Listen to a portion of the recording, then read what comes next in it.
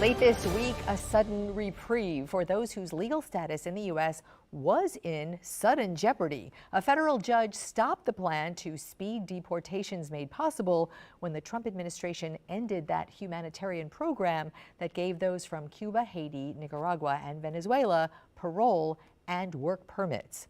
Patricia Elizee is an immigration attorney joining us from Miami, but on Zoom because, Patricia, congrats on the pregnancy, and we really didn't want to chance you giving birth in the studio today, so great to have you on Zoom.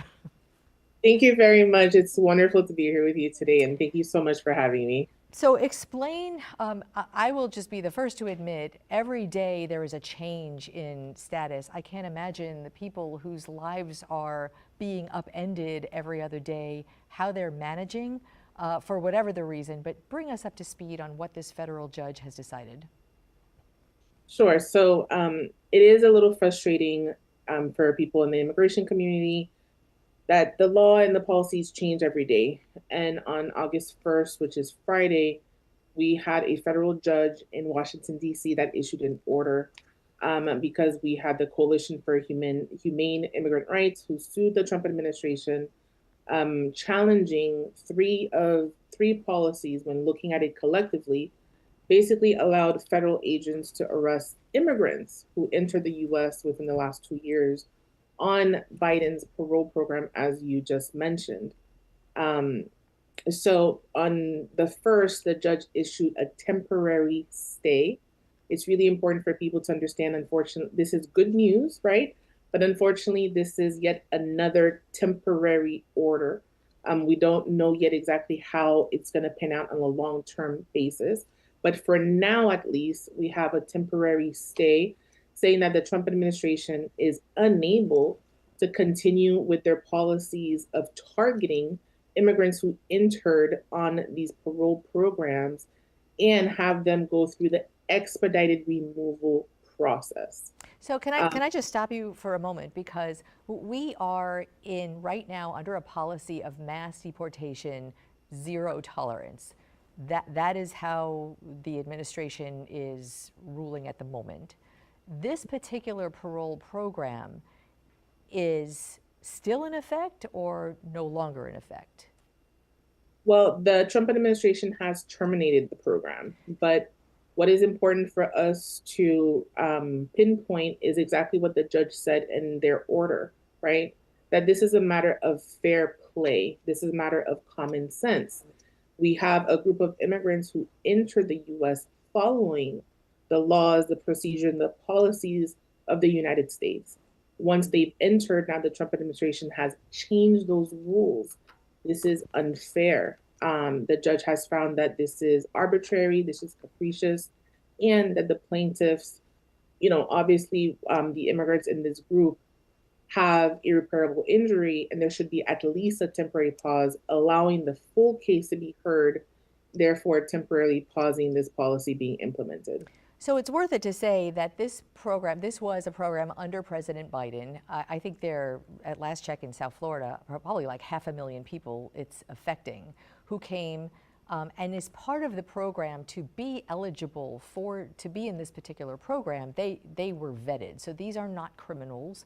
These people have gone through a background check. These were eligible migrants to come in. And although the program is now ended under the Trump administration, these would not be, quote unquote, the worst of the worst that the Trump administration really would like to target for removal. That is correct. The CHNV parole program was started under the Biden administration in January of 2023, and it allowed folks from Cuba, Haiti, Nicaragua, Venezuela to enter the United States on a temporary humanitarian status. To be eligible for this program, not only were you vetted, but you were also sponsored by someone in the United States as either a US citizen, a green card holder, or had some type of status. Now, during the duration of this program, we had over 530,000 individuals who entered the United States, and it's estimated about 80% of those ended up in Florida, especially in South Florida, Miami-Dade, and Broward counties.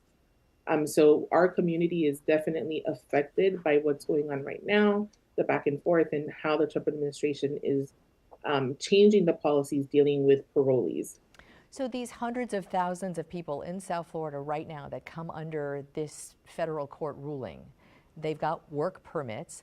What are you telling your clients? Do they continue working? Do they continue living their life? What do they do? So that's a really great question.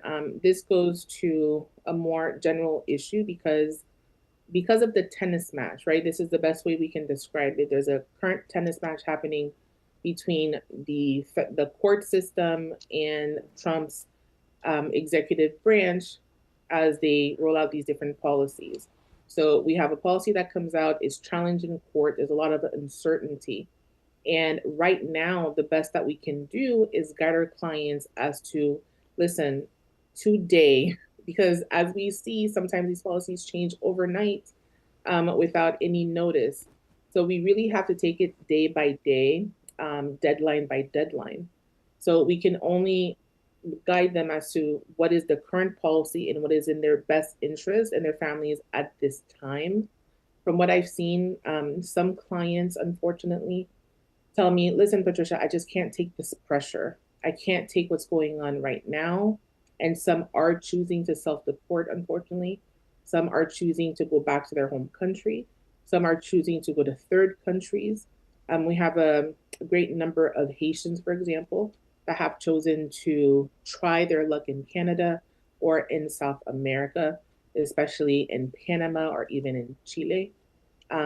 We have clients who are really confused because there's so many rumors, especially on TikTok and on social media. So we often get calls from people saying, listen, I heard this online and I heard that online. Is this true?